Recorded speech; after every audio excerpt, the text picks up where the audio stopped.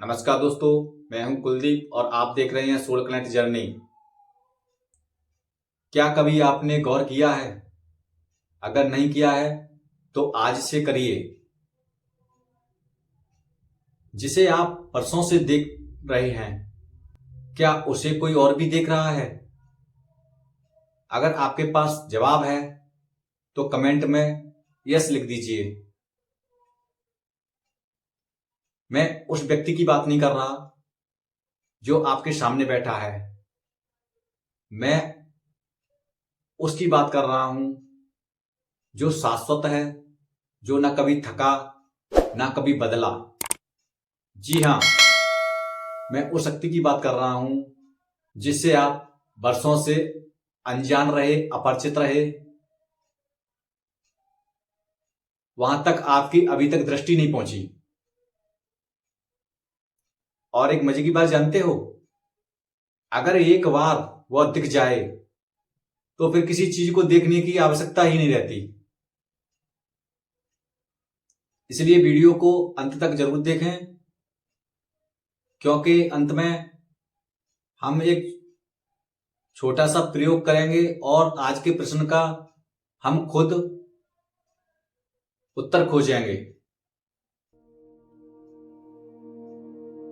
तो आइए हम एक कहानी के माध्यम से समझते हैं। एक आश्रम था, वहां दो शिष्य रहते थे। दोनों पढ़ने में होशियार थे, दोनों शास्त्रों में बहुत जानकार थे, दोनों साथ बैठकर ध्यान करते थे। एक दिन दोनों को भ्रम हुआ कि वो सब कुछ जान गए। तो इसी भ्रम को दूर करने के लिए उनके गुरु ने उनको अपने पास बुलाया और उनसे कहा कि ये काम करिए, अब आपका परीक्षा का समय आ गया है, आपकी शिक्षा पूरी हो चुकी है। तो मैं आपको एक काम देता हूं छोटा सा, आप उसे अपने विवेक से, अपने बुद्धि से करके दिखाइए। अगर जो करके दिखा देगा वह सफल हो जाएगा। गुरुजी ने दोनों को एक एक कबूतर दिया और एक एक चाकू, और उनसे कहा कि इस कबूतर को ऐसी जगह काट कर लाना जहां तुम्हें कोई नहीं देख रहा हो। पहला शिष्य मुस्कुराया। उसने कहा, इतना छोटा सा काम? तो उसने कबूतर उठाया और चाकू लिया और जंगल की तरफ निकल गया। जंगल में उसने देखा चारों तरफ उसे कोई नहीं दिखाई दिया। तो उसने वहीं कबूतर को जमीन पर रखकर और उसकी गर्दन काट दी और काटकर तुरंत गुरुजी के पास आ गया और गुरुजी से कहने लगा, मैंने आपके आदेश को पूरा कर दिया। गुरुजी ने उसे देखा और मुस्कुराए। अब दूसरे शिष्य की बारी थी। दूसरा शिष्य भी अपना चाकू और कबूतर लेकर जंगल में गया। उसने बहुत जगह देखा तो उसे एक पेड़ के नीचे जाके बैठ गया और वहां जाकर के उसने चारों तरफ देखा। उसे कोई कहीं हलचल नहीं सुनाई दी, उसे कोई जानवर, कोई कुछ नहीं दिखाई दिया, ना आदमी ना जानवर। तो उसने वह समझा कि यहाँ कोई नहीं है। जैसे ही उसने कबूतर को काटने के लिए चाकू उसके गर्दन पर रखा तो उसके अंदर एक हलचल सी हुई। उसे लगने लगा कि यहां कोई देख रहा है। फिर क्या था, वह घबरा गया। चाकू और कबूतर लेकर वह इधर उधर भागता रहा। फिर वह एक अंधेरी जगह पहुंच गया जहां अंधेरा ही अंधेरा था। अंधेरे में जब वह पहुंचा, उसने वहां पर कबूतर को काटने की कोशिश की तो फिर उसने देखा कि उसकी आंखें ही उस कबूतर को देख रही हैं। तो फिर उसने अपनी आंखें बंद कर ली। जब उसने आंखें बंद करी तो फिर उसे आभास होने लगा कि कोई तो है जो मुझे देख रहा है। नहीं, मेरी आंखें बंद हैं तो फिर मुझे कैसे पता ये कबूतर मेरे सामने है और ये मेरे हाथ में चाकू है। और उसे बहुत गहरा झटका लगा। उस दिन ही उस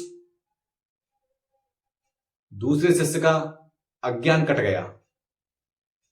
वह चारों तरफ भागता रहा, जंगल में इधर जाता, जंगल में उधर जाता। वह 1 महीने तक ऐसे ही पूरे जंगल में घूमता रहा। उसे ऐसी कोई जगह नहीं मिली जहां वह कबूतर को काट सके या उसे कोई देख नहीं रहा हो। 1 महीने बाद वह गुरुजी के पास पहुंचा, घबराता हुआ, हारा थका परेशान, और कबूतर और चाकू गुरुजी के पैरों में रख दिया और कहा, गुरुजी मुझे क्षमा करें, मैं ये काम नहीं कर सकता हूं, क्योंकि मैंने सब जगह ट्राई किया, सब जगह कोशिश की, लेकिन मुझे ऐसी कोई जगह नहीं मिली जहां मुझे कोई देख नहीं रहा हो। गुरुजी प्रसन्न हुए, मुस्कुराए, और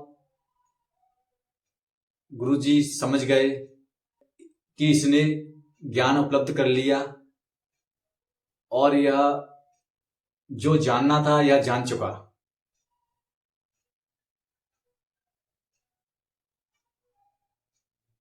क्योंकि अब न देखने वाला बच्चा, न दिखाई देने वाला बच्चा। मैंने आपको शुरू में कहा था कि एक छोटा सा प्रयोग करेंगे, तो मैं आपको कुछ अब सुनाने नहीं जा रहा हूं, अब मैं आपसे कुछ करवाने जा रहा हूं। इसलिए ध्यान दीजिए। आप जहां भी बैठे हैं तो बैठे रहिए, अगर लेटे हैं तो लेटे रहिए, बस अपनी आंखें बंद कर लीजिए और महसूस कीजिए कि आपका ध्यान आपके पैरों के पंजों पर है, और ऐसी कल्पना कीजिए कि आपके पैरों के पंजे नहीं हैं, मिट गए। अब ध्यान को थोड़ा घुटनों की तरफ लाइए और ऐसा मान लीजिए कि घुटने भी मिट रहे हैं और आपके घुटने भी नहीं हैं। अब ध्यान को और ऊपर लाइए, कमर पर, पेट पर, कंधों पर, गर्दन पर, मुंह पर, सिर पर। अब थोड़ा सा यहां पर महसूस कीजिए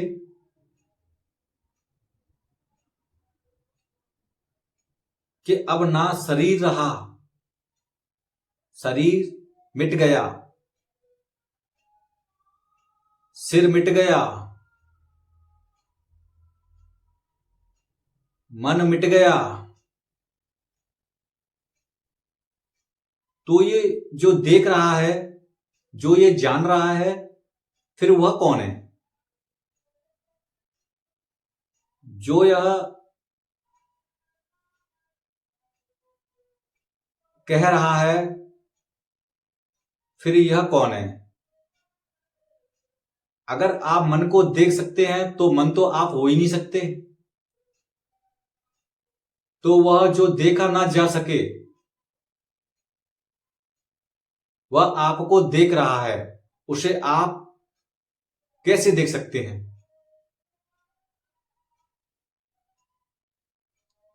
ऐसे ही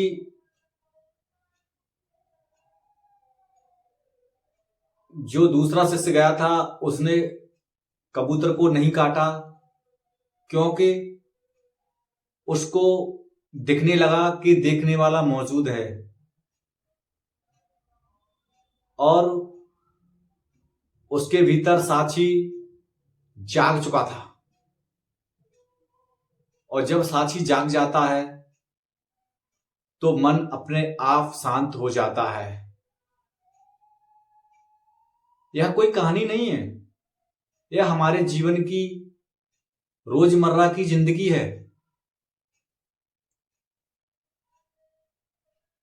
जब हम मन को नहीं देखते हैं, जब अंधेरा होता है, जब उसे कोई नहीं देखता है तो मन उछलता है, और जब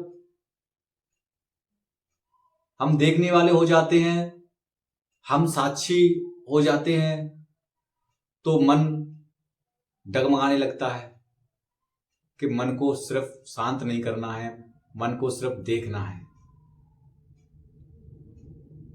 आपको मेरी बातें अगर अच्छी लगी हो, आपके दिल को छुआ हो, तो कमेंट में एक शब्द में लिख देना देखा।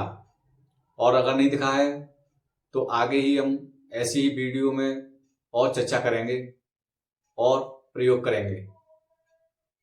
आपने मेरी बातों को इतनी गहराई से, शांति से सुना, उसके लिए आपका बहुत बहुत धन्यवाद।